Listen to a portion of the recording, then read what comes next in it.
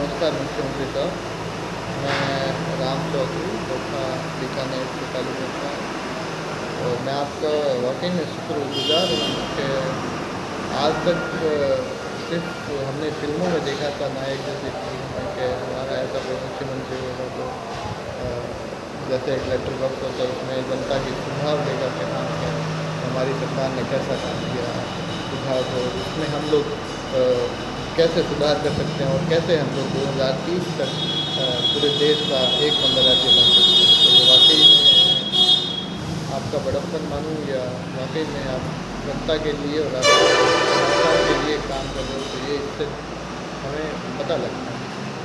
तो पहले तो मैं यही कहना चाहूँगा कि पहले हम लोग बात करते थे कि यूरोपियन कंट्री के अंदर मेडिकल सेवाएं सब कुछ फ्री है, इलाज फ्री है, और हमारे देश में ऐसा क्यों नहीं हो सकता। पूरे देश में सबसे पहले मेरे ख्याल से चिरंजीवी सेवा आप लेके आए थे, 13 लाख से चालू की थी, साल तक 25 लाख तक आपने वो उसके बाद में बढ़ाई। तो वाकई में ये काबिल तारीफ़ है कि हर एक राजस्थान के प्रदेश के जनता को फ्री में मुफ्त में इलाज मिले। 25 लाख तक कोई भी बीमारी हो तो उसका इंश्योरेंस और उसका इलाज मिले। तो ये वाकई में बहुत काबिल तारीफ़ काम है जो पूरे देश में सिर्फ राजस्थान सरकार ने किया। और उसके बाद में भी काफ़ी योजनाएं आप लेके आए जो जन कल्याण के लिए हैं और जिससे हमारे बच्चे आगे बढ़े, जैसे खेल कूद में बढ़े।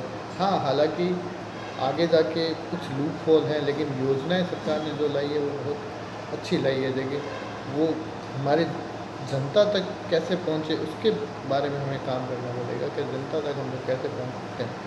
कि एक राजीव गांधी जी ने, मेरे को याद है, एक बात कही थी, मैं सुनता था कि सरकार 10 रुपये अगर देती है तो जनता तक वो पहुँचते पहुँचते 1 रुपये में बदल जाता है।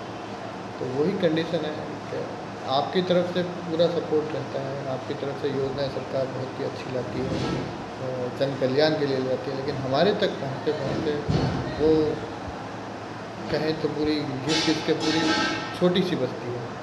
हमें भ्रष्टाचार को थोड़ा कम करना पड़ेगा अगर हमें एक नंबर राज्य बनना है। तो आज तहसील में हमारा कोई काम हो तो बाबू को हमें रिश्वत देनी पड़ती है। हमारे बिजली विभाग में अगर कोई नया कनेक्शन लेना हो, पानी का कोई कनेक्शन लेना हो, रजिस्ट्री वगैरह का कुछ काम है, तो सब जगह पे हमें बाबुओं को, रजिस्ट्रार को, तहसीलदार को, सबको हफ्ता बंधा हुआ है कि इतना सबका कमीशन लगेगा, इतना हमें लगेगा। हालांकि वो राज्य सरकार के कर्मचारी हैं। इवन मैं तो कहूँगा पुलिस स्टेशन में भी जनता डरती है, पुलिस हमारे सपोर्ट के लिए, लेकिन हम उनसे डरते हैं क्योंकि हमें पता है कि कोई भी काम होगा वो टाइम पे नहीं पहुंचेगी, और कोई वारदात भी होती है तो वो टाइम पे पहुंचेगी नहीं पहुंचेगी। प्लस उसके बाद में भी एक FIR तक दर्ज होने में कितना टाइम लगता है वो हमें सबको पता है कि पुलिस कब एक्शन लेगी। उसके बाद में भी कितनों को हमें पुलिस में खिलाना पड़ेगा तब कहीं जाके वो आगे का काम करती है। और आम जन में भी ये रहता है कि पुलिस है तो थोड़ा सा साइड से निकल जाए।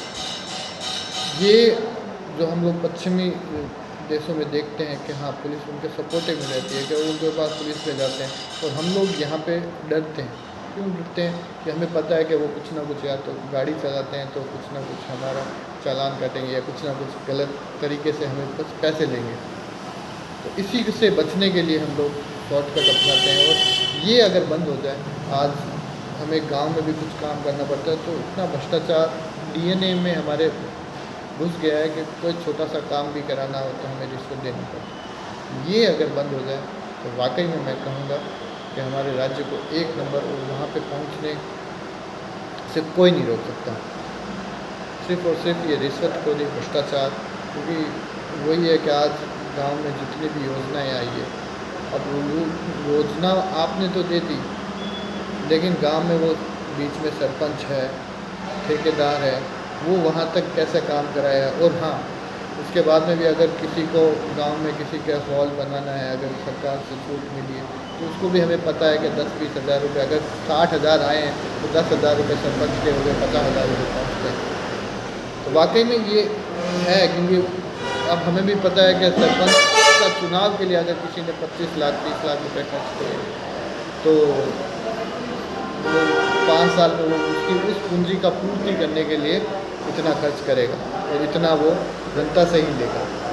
तो ये है, तो यहाँ पे अगर कुछ मदद हो सके और कुछ हम लोग भ्रष्टाचार और रिश्वतखोरी को कम कर सकें, सबका जो तहसील में है, जो सरकारी टीचर हैं, उनको उनके द्वारा बेहतरीन कार्य किया जाए सबके द्वारा, तो हमारा राज्य वाकई में नंबर 1 बनने से कोई नहीं रोक सकता। जय जय राजस्थान। धन्यवाद।